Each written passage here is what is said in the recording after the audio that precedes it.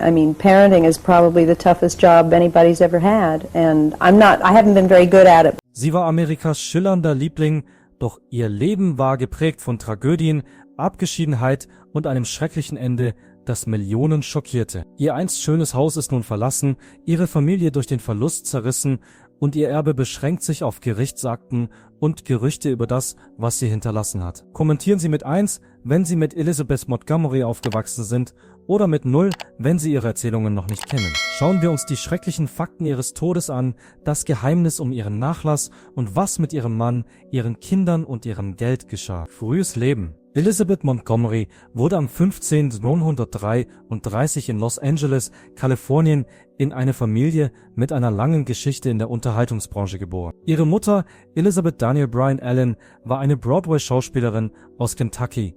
Und ihr Vater, Robert Montgomery, war ein bekannter Filmschauspieler, der in New York geboren wurde. Elizabeth war das mittlere Kind. Ihre ältere Schwester, Martha Bryan Montgomery, die nach ihrer Tante benannt wurde 1931 geboren, starb aber noch im Säuglingsalter. Sie hat auch einen jüngeren Bruder, Robert B. Montgomery. Ihr Urgroßvater, Archibald Montgomery, kam 1847 aus der irischen Grafschaft Antrim in die Vereinigten Staaten, was ihr irisches und schottisches Erbe beschert. Interessanterweise ergaben die nach ihrem Tod durchgeführten genealogischen Nachforschungen eine unerwartete Verbindung. Elizabeth Montgomery war eine entfernte Tante von Lizzie Borden, die bekanntlich 1893 vom Vorwurf der Ermordung ihres Vaters und ihrer Stiefmutter mit einer Axt freigesprochen wurde. Die beiden Frauen waren Cousinen 6. Grades und stammten von John Luther ab, einem Pionier aus Massachusetts im 17. Montgomery, die sich dieser besonderen familiären Verbindung nicht bewusst war, verkörperte Lizzie Borden in dem 1975 gedrehten Fernsehfilm The Legend of Lizzie Borden, der zu einem ihrer bekanntesten Auftritte außerhalb von Bewitched wurde. Montgomerys Ausbildung entsprach ihrem privilegierten Hintergrund. Sie besuchte die Westlake School for Girls in Holmby Hills, Kalifornien, bevor sie ihren Abschluss an der berühmten Spence School in New York City machte. Anschließend studierte sie 3 Jahre lang an der American Academy of Dramatic Arts in Manhattan und bereitete sich auf eine Karriere vor, die sie bald zu einem bekannten Namen machen sollte. Elizabeth Montgomery hat einen Vaterkomplex. Mit einem einzigen Zucken ihrer Nase zog Elizabeth Montgomery das Publikum auf der ganzen Welt in ihren Bann. Berühmtheit erlangte sie als gebildete und liebenswerte Samantha Stevens in Bewitched, doch ihre Magie ging über die Leinwand hinaus. Abseits der Kamera war Elizabeth für ihre bodenständige Art und echte Herzlichkeit bekannt. Ihre Wärme und Bescheidenheit machten sie bei den Darstellern und der Crew beliebt, die sie regelmäßig als einen der am wenigsten arroganten Stars bezeichneten, mit denen sie je gearbeitet hatten. Viele Fans und Mitarbeiter schätzten ihre ehrliche Persönlichkeit, doch nicht jeder erlag ihrem Einfluss. Eine Person, die sich Elizabeths Berühmtheit widersetzte, war ihr Vater Robert Montgomery. Robert, ein erfolgreicher Schauspieler, heiratete die Broadway-Schauspielerin Elizabeth Allen, die ihren Beruf aufgab, um ihn zu unterstützen. Ungeachtet seiner Zuneigung zu seiner Tochter wollte Robert nicht, dass Elizabeth in seine Fußstapfen trat. Obwohl er ihr schon früh die Möglichkeit gab, in seinen Shows mitzuspielen, lehnte er ihre Karriereentscheidung offen ab. Herbie Hartow, ein Bewitched-Historiker, schreibt, dass ihre Beziehung häufig hitzig und schwierig war. Während Elizabeth ihr Fernsehdebüt in der Sendung Top Secret ihres Vaters gab, nahm Robert an, dass sie sich für ein konventionelleres Leben entscheiden würde, eines, das Heirat, Kinder und das Fernbleiben vom Rampenlicht beinhaltet. Aber Elizabeth hatte andere Pläne und ihre Reise nach Hollywood sollte sowohl majestätisch als auch sehr persönlich werden. Elizabeth Montgomerys Beziehung zu ihrem Vater Robert Montgomery war von häufigen Konflikten und emotionaler Trennung geprägt. Ihre Persönlichkeiten prallten aufeinander und ihre gegensätzlichen politischen Philosophien vergrößerten die Kluft. Abgesehen von den ideologischen Differenzen fiel es Elizabeth schwer, ihrem Vater zu verzeihen, dass er sich von ihrer Mutter scheiden ließ und eine andere heiratete, was sie jahrelang schmerzte. Nichtsdestotrotz war Elizabeth entschlossen, ihrem Schicksal zu folgen. Trotz der Vorbehalte ihres Vaters zog sie nach Manhattan und schrieb sich an der American Academy of Dramatic Arts ein. 1951 überredete sie ihren Vater, sie in seiner Fernsehshow Robert Montgomery Presents auftreten zu lassen. Seine Unterstützung war jedoch an bestimmte Bedingungen geknüpft. Während die Kritiker ihre schauspielerischen Leistungen lobten, blieb Robert ein strenger Richter, der regelmäßig Kommentare verfasste, in denen er auf ihre Schwächen hinwies. Um seine Zuneigung zu gewinnen, heiratete Elizabeth 1954 Frederick Cameron, einen wohlhabenden und charmanten Mann, der vor allem ihrem Vater gefiel. Doch die Ehe war von Anfang an zum Scheitern verurteilt. Elizabeth strebte nach Ansehen. Fred wollte eine traditionelle Ehefrau, aber ihre Ehe hielt weniger als ein Jahr. Ihre schwierige Beziehung zu ihrem Vater sollte einen großen Einfluss auf ihre romantischen Entscheidungen haben. Nur ein Jahr nach ihrer Scheidung von Fred heiratete sie den Schauspieler Geek Young, der doppelt so alt wie sie und Alkoholiker war. Es war eine gewagte Geste, die eindeutig darauf abzielte, die Autorität ihres Vaters herauszufordern. Die Verbindung wurde jedoch giftig und Elizabeth hatte schließlich den Mut, aus dem Schatten ihres Vaters herauszutreten und ihr Leben wieder in die Hand zu nehmen. Elizabeth Montgomerys Untreue in Bewitched zerstörte 2 Ehen. Samantha Stevens stellte eine perfekte, hingebungsvolle Ehefrau dar. Im wirklichen Leben war das Liebesleben von Elizabeth Montgomery jedoch viel komplizierter. Sie war im Laufe ihres Lebens 4-mal verheiratet. Eine ihrer Ehen war mit dem Bewitched-Produzenten Bill Asher. Ironischerweise war Asher maßgeblich daran beteiligt, dass Elizabeth die berühmte Rolle bekam, die sie in die Öffentlichkeit katapultierte. Hinter den Kulissen waren die Dinge jedoch nicht so idyllisch, wie sie schienen. Während der Produktion der Show begann Elizabeth eine Affäre mit einem der Regisseure. Die Romanze führte schließlich zur Auflösung ihrer beiden Ehen, einschließlich ihrer eigenen mit Asher. Viele Fans der köstlichen Komödie aus den 1960er Jahren, die Elizabeth vor allem als die liebenswürdige und zuverlässige Samantha in Erinnerung haben, waren von dieser Veränderung überrascht. Vor Bewitched hatte Elizabeth jahrelang in Film und Fernsehen gearbeitet, aber sie hatte nie einen Erfolg im Mainstream erreicht. Doch die ABC-Sitcom veränderte alles. Sie trug nicht nur dazu bei, dass der Sender mit größeren Konkurrenten konkurrieren konnte, sondern katapultierte auch Montgomery ins Rampenlicht. Bewitched lief 8 Staffeln lang, wobei Elizabeth von Anfang bis Ende die Hauptrolle spielte. Während sie die Hauptfigur der Serie blieb, wurde ihr Ehemann Darren auf dem Bildschirm von 2 verschiedenen Schauspielern gespielt. Die intensive Beziehung zwischen Samantha und Darren Stevens war entscheidend für den Erfolg von Bewitched. Samanthas Darstellung von Darren fesselt die Welt. Für die Fernsehzuschauer ist es schwer, sich die beiden zusammen vorzustellen. Elizabeth heiratet jedoch nicht nur während der Produktion einen der Produzenten der Serie, sondern hat auch später in der Serie eine ehebrecherische Liaison mit einem der Regisseure der Serie. Elizabeths Heiratsgeschichte. Während Samanthas Ehe mit Darren in Bewitched den Höhepunkt einer perfekten Liebesbeziehung darstellte, war das Privatleben von Elizabeth Montgomery wesentlich schwieriger. In Wahrheit war Elizabeth mehrmals verheiratet und geschieden, bevor sie die ikonische Rolle der Samantha Stevens bekam. Elizabeth heiratete 1954 zum ersten Mal Frederick Cameron. Die Ehe war nur von kurzer Dauer, die Scheidung erfolgte nach nur einem Jahr. Elizabeths Ehe mit Cameron hielt dem Druck ihres aufstrebenden Berufs in Hollywood nicht stand. Ihre zweite Ehe schloss sie nur wenige Jahre später, 1956, mit dem Schauspieler Geek Young. Zu diesem Zeitpunkt war Elizabeth noch auf der Suche nach ihrer Position in Hollywood. Geek, der etwas älter war als Elizabeth, scheute sich nicht, seine Sorgen darüber zu äußern, dass sich ihre Ehe auf die oberflächlichen Aspekte des Hollywood-Lebens konzentrierte. Ihre Beziehung gilt gemeinhin als steinig und viele glauben, dass Geek während ihrer 8-jährigen Ehe missbräuchlich war. Sie ließen sich 1963 scheiden und noch vor Ende des Jahres heiratete Elizabeth Bill Asher, den Produzenten, der ihr die Rolle der Samantha Stevens in Bewitched verschafft hat. Geek Young heiratete nach seiner Scheidung von Elizabeth noch 2-mal. Tragischerweise starben er und seine 4. Frau Kim Schmidt nur wenige Wochen nach ihrer Heirat im Jahr 1908. Und Elizabeths 3. Ehe mit Bill Asher endete aufgrund einer Affäre während der Produktion von Bewitched mit einer Scheidung. Vor ihrem Tod im Jahr 1995 heiratete sie erneut, was das Ende eines Lebens markierte, das weit von der romantischen Ehe entfernt war, die im Fernsehen mit Elizabeth und Richard Michaels gezeigt wurde. Während der letzten Staffeln von Bewitched hatte Elizabeth Montgomery eine unerlaubte Beziehung mit Richard Michaels, dem Regisseur der Serie. Richard und Elizabeth hatten von dem Moment an als er zum ersten Mal die Show betrat, eine offensichtliche Verbindung. Je mehr Zeit sie am Set miteinander verbrachten, desto mehr entwickelte sich ihre berufliche Beziehung zu etwas Persönlichem. Und sie verliebten sich schließlich. Die Romanze wurde jedoch nicht lange geheim gehalten. Die Darsteller und die Crew wurden schnell auf die aufkeimende Nähe der beiden aufmerksam. Ihre heimliche Romanze begann ihre Ehen zu belasten.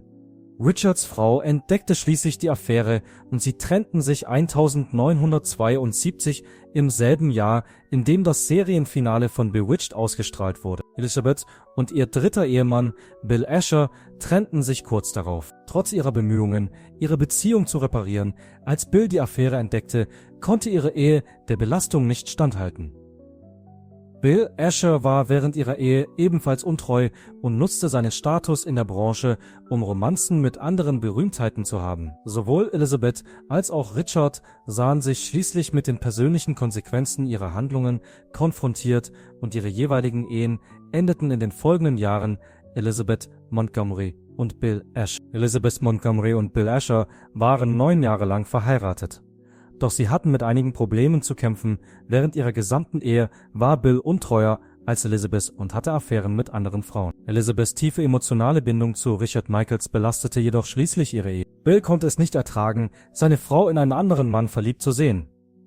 Elizabeth und Richard verband eine enge Freundschaft, obwohl sie nach ihren Scheidungen nie heirateten. Stattdessen heiratete Elizabeth einen anderen Mann, bevor sie 1995 starb. Sie und Bill ließen sich 1973 scheiden. Und trotz des Endes ihrer Ehe hegte Bill noch immer starke Gefühle für sie. Er sagte sogar wiederholt, dass er Elizabeth für den Rest seines Lebens lieben würde. Elizabeth hatte eine anziehende Persönlichkeit, die viele berühmte Männer anlockte, darunter Elvis Presley und Dean Martin. Doch niemand schien so sehr von ihr fasziniert zu sein wie Bill Asher. Bill, der 2012 im Alter von 90 Jahren starb, gab sich selbst die Schuld an den meisten Eheproblemen der beiden.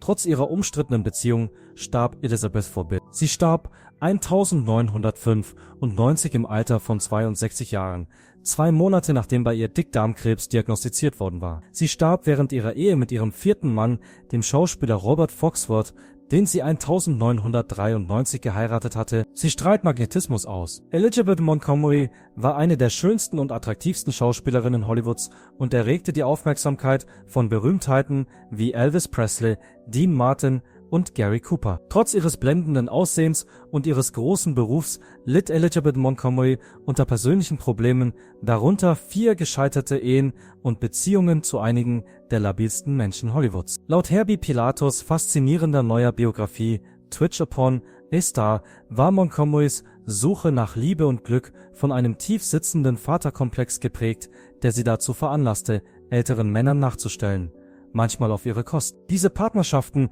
zu denen in der Regel emotional und körperlich gefährliche Personen gehörten, zeichneten ein komplexeres Bild der Schauspielerin. Pilato behauptet, dass Elizabeth zwar von jedem Mann, den sie traf, fasziniert war, sich aber besonders zu den bösen Jungs hingezogen fühlte, was auf ihre schwierige Beziehung zu ihrem Vater zurückzuführen sein könnte. Trotz ihres Reichtums, ihrer schicken Autos und ihres Hauses in Beverly Hills jagte sie der Liebe regelmäßig an den falschen Orten nach. In den frühen 1960er Jahren hatte Elizabeth eine enge Bekanntschaft mit Präsident John F. Kennedy, einem bekannten Frauenheld.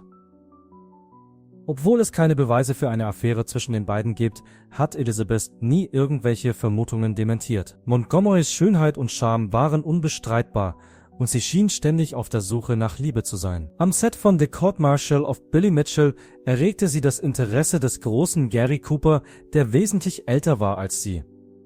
Die Anziehungskraft beruhte auf Gegenseitigkeit und sie wurden zusammen gesichtet, was am Set für Aufsehen sorgte und romantische Gerüchte aufkommen ließ. Alexander Godunov, ein ehemaliger Balletttänzer, der später in Filmen wie Witness und Die Hard mitspielte, war eine ihrer schwierigsten Beziehungen. Elizabeth hat ihn zu sich gelockt, vielleicht in der Hoffnung, ihn von seinem Alkoholkonsum zu heilen.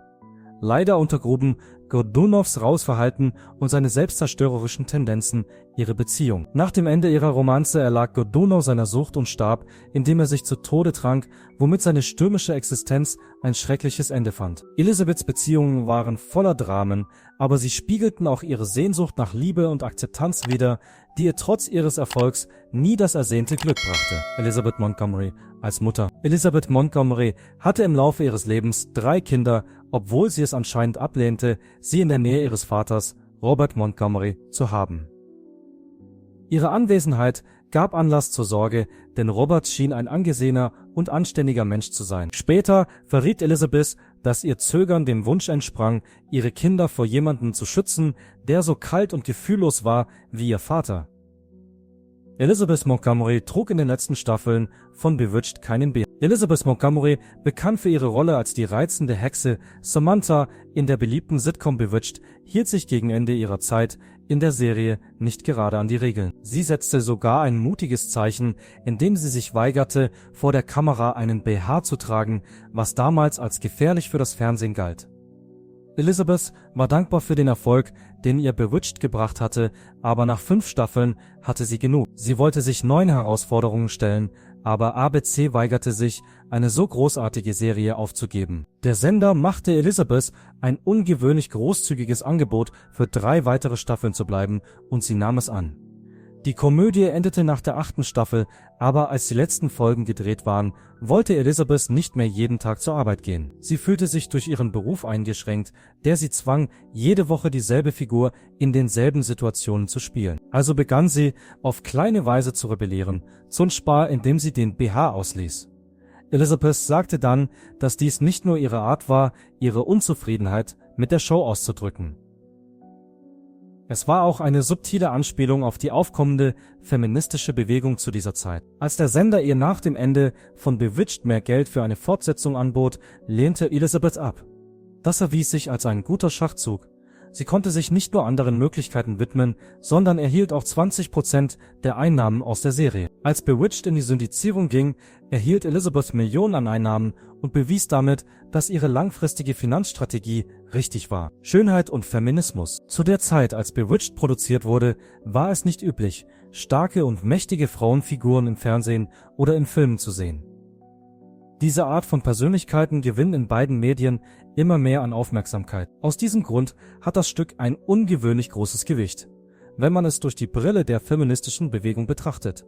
Laut Isabel Jeffrey, der Autorin des Buches Culture and the Sitcom, Student S, vermittelte die Fernsehsendung Bewitched kraftvolle Botschaften nicht nur über Geschlechterrollen, sondern auch über die Erwartungen, die die Gesellschaft an Frauen stellt, und das Patriarchat, das sie daran hindert, ihr volles Potenzial zu entfalten. Jeffrey betont, dass es sich bei Bewitched um eine Sendung handelte, in der Frauen im Mittelpunkt standen und dass fast alle weiblichen Charaktere, wie Samantha, Dora und Serena, ein hohes Maß an Macht und Einfluss besaßen. In den Sitcoms der 1960er Jahre war dies ein relativ einzigartiges Ereignis. Trotz der Tatsache, dass die Macher der Sendung aufgrund des magischen Realismus einen großen kreativen Spielraum hatten, ist es mehr als offensichtlich, dass die Auswahl dieser mächtigen weiblichen Figuren eine bewusste Entscheidung war. Auch Tabitha, Samanthas Tochter, die später in der Geschichte auftaucht, ist von Anfang an mit magischen Fähigkeiten ausgestattet.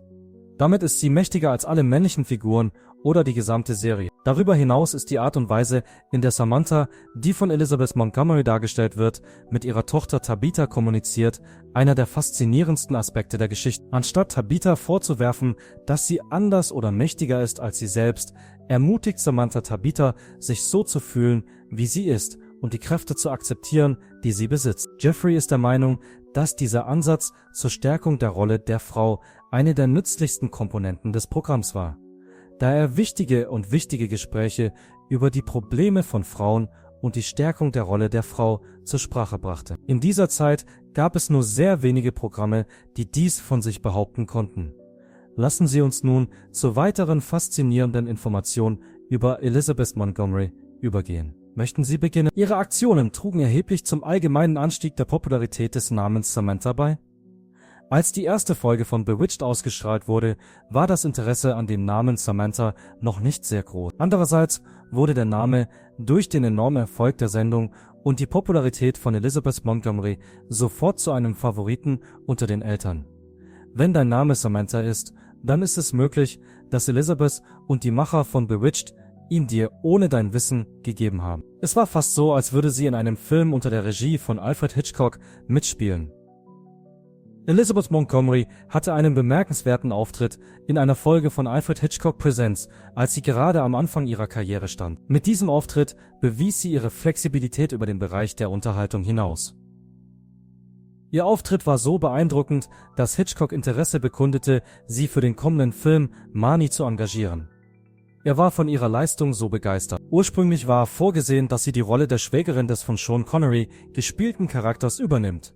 Leider konnte Montgomery die Rolle aufgrund von Terminproblemen nicht annehmen. Stattdessen wurde Diane Baker für die Rolle ausgewählt. Sie wird aus verschiedenen Gründen mit Lizzie Borden in Verbindung gebracht. Nach dem Erfolg von Bewitched suchte Montgomery nach Rollen, die sich von der konventionellen Darstellung als moralisch aufrechtes Individuum unterschieden. Für ihre Darstellung eines Vergewaltigungsopfers in dem 1974 erschienenen Film A Case of Rape wurde sie für einen Emmy nominiert. 1975 spielte sie in dem Film The Legend of Lizzie Borden die Rolle der Lizzie Borden, einer legendären Mörderin. Die Beziehung zwischen Montgomery und Lizzie Borden war jedoch mehr als nur das. Nach ihrem Tod kam ein Ahnenforscher zu dem Schluss, dass Montgomery und Borden nur entfernt miteinander verwandt waren. Man kann eher sagen, dass sie Cousins 6. Grades waren, was der Grund für Montgomerys charakteristisches Nasenzucken ist. Die magischen Fähigkeiten, die Samantha besaß, führten dazu, dass ihre Nase und ihre Lippe ein wenig zuckten, was schließlich zu einem der charakteristischsten Merkmale des Programms wurde.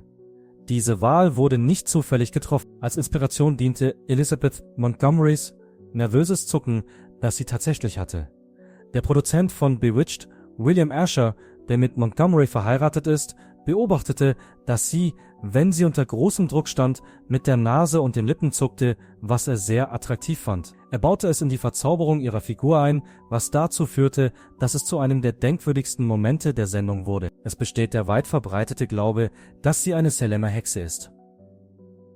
Elizabeth Montgomerys Darstellung einer fiktiven Hexe in einer Komödie wurde Teil der amerikanischen Folklore über Hexen, obwohl Samantha Stevens in der Komödie eine fiktive Hexe darstellte. In der heutigen Zeit werden die historischen Hexenprozesse von Salem, die zum unrechtmäßigen Tod vieler Menschen führten, die der Hexerei beschuldigt wurden, häufig in einer humorvollen und touristenfreundlichen Weise nachgestellt. Im Jahr 2005 wurde ein Bronzedenkmal für Samantha Stevens in Salem, Massachusetts, errichtet, einer Gemeinde, die ihre Geschichte der Hexerei nicht nur anerkannt, sondern auch gefeiert hat. Nun können Touristen neben den historischen Hexen auch eine komische Hexe verehren, was den humorvollen und fantastischen Aspekten der Hexerei angemessen Rechnung trägt. Dies ist ein perfektes Beispiel für die Praxis der Befürwortung und Durchführung von Wohltätigkeitsveranstaltungen. Elizabeth Montgomery war nicht nur eine äußerst erfolgreiche Schauspielerin, sondern auch eine glühende Verfechterin einer Vielzahl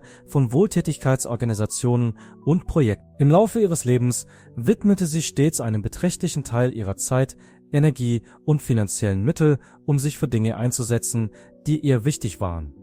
Während ihrer gesamten Karriere hat Montgomery ihre Position genutzt, um sich für gute Veränderungen einzusetzen. Die Rechte von LGBT+-Personen, die Rechte von Frauen und das Bewusstsein für AIDS sind alles Anliegen, für die sie sich entschieden einsetzt. Sie war eine entschiedene Gegnerin des Vietnamkriegs und eine überzeugte Befürworterin der AIDS-Forschung und der Betreuung von Krüppeln. Sie war auch eine große Fürsprecherin der Behinderten. Im Laufe der Zeit entwickelte sie sich zu einer hervorragenden Fürsprecherin für die Gemeinschaft der Menschen mit Behinderungen. Neben ihrer umfangreichen Karriere in der Filmindustrie setzte sich Montgomery mit ihrer Stimme für politische Belange ein. Sowohl Cover-Up Behind the Iran-Contra-Affair 1988 als auch der Panama Deception 1992, der mit einem Academy Award ausgezeichnet wurde, waren politische Filme, die die Außenpolitik der US-Regierung in Frage stellten.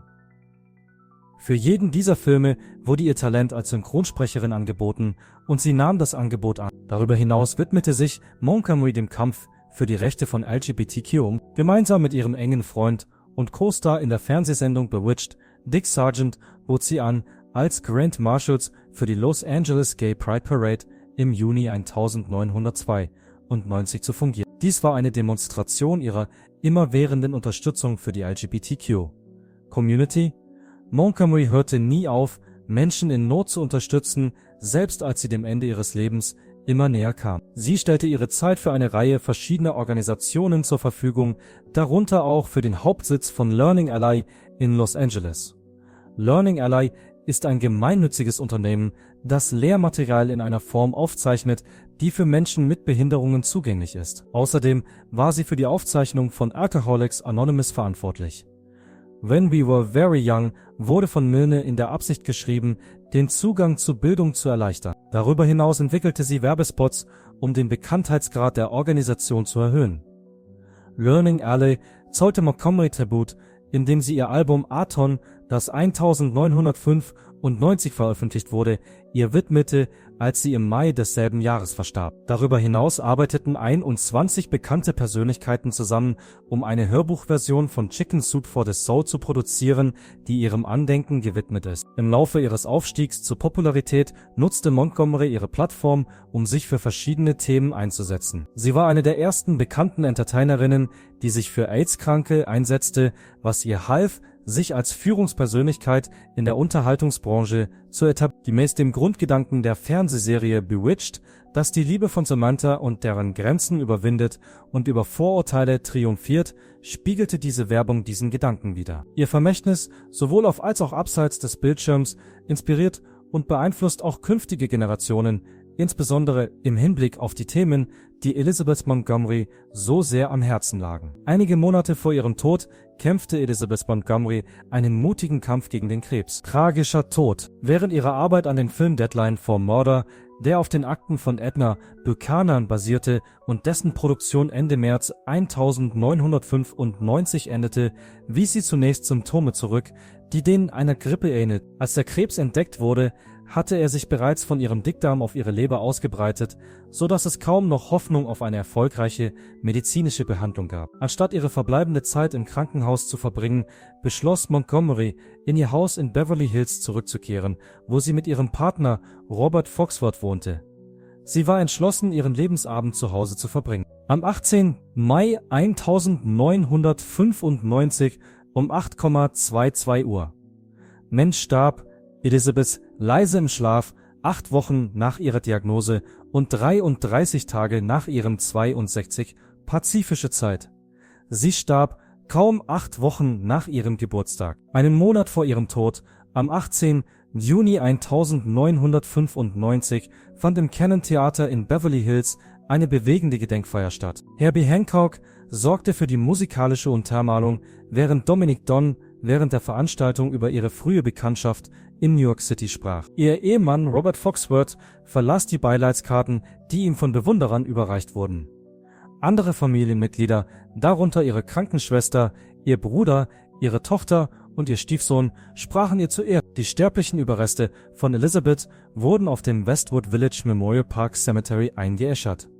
Montgomerys Anwesen in Paterson, Putnam County, New York, wurde später verkauft und nach ihrem Tod in einen Teil des Wonder Lake State Park umgewandelt. Elizabeth Montgomerys Vermächtnis, das beeindruckende Haus und der Reichtum, der es dem legendären Bewitched-Star ermöglichte, werden alle erwähnt. Elizabeth Montgomery hat nicht nur die Welt des Fernsehens unvergesslich geprägt, sondern im Laufe ihrer langen und erfolgreichen Karriere auch ein beträchtliches Vermögen erworben. Zum Zeitpunkt ihres Todes im Jahr 1995 schätzte man ihr Nettovermögen auf rund 20 Millionen $. Montgomerys Haupteinkommen stammte aus ihrer langjährigen Rolle in der Fernsehsitcom Bewitched, die von 1964 bis 1973 ausgestrahlt wurde. Sie erhielt eine beträchtliche Gage für ihre Rolle in einer der beliebtesten Komödien des Jahres.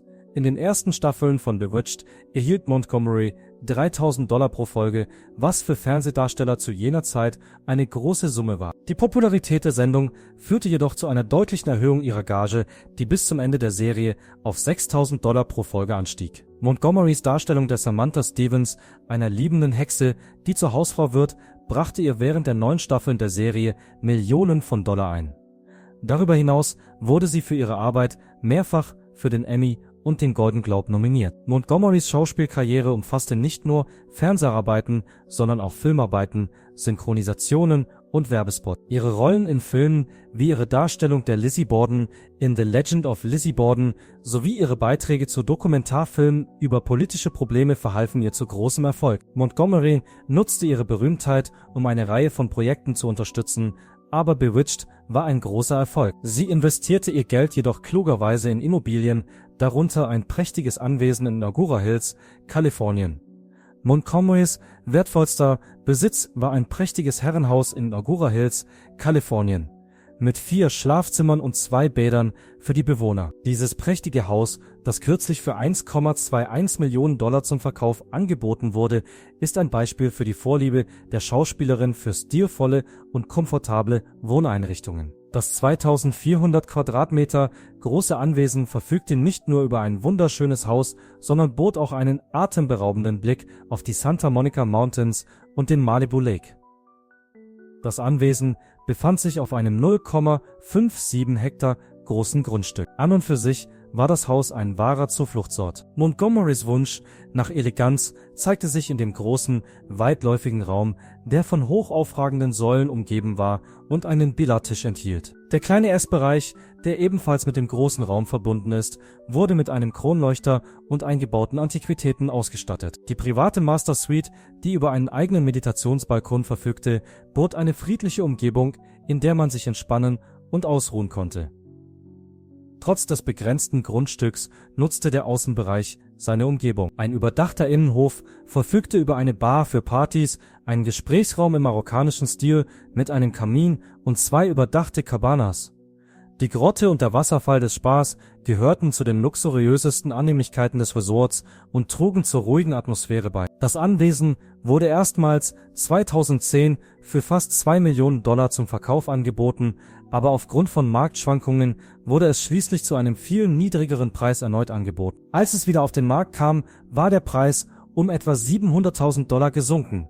Das Haus bleibt ein Stück Hollywood-Geschichte, eine wunderschöne Erinnerung an Elizabeth Montgomerys Erbe und ihren tadellosen Geschmack, auch wenn der Preis gesenkt wurde. Sollte man sich an Elizabeth Montgomery eher wegen ihrer Stärke im wirklichen Leben als wegen ihrer Magie auf der Leinwand erinnern? Bitte teilen Sie uns Ihre Ideen in den Kommentaren mit, insbesondere wenn sie Ihr Leben in irgendeiner Weise beeinflusst hat. Wenn dich diese Geschichte berührt hat, dann like dieses Video, subscribe für weitere klassische Hollywood-Geschichten und drücke das Glockensymbol, um keinen Moment der Wahrheit zu verpassen. Danke fürs Zuschauen.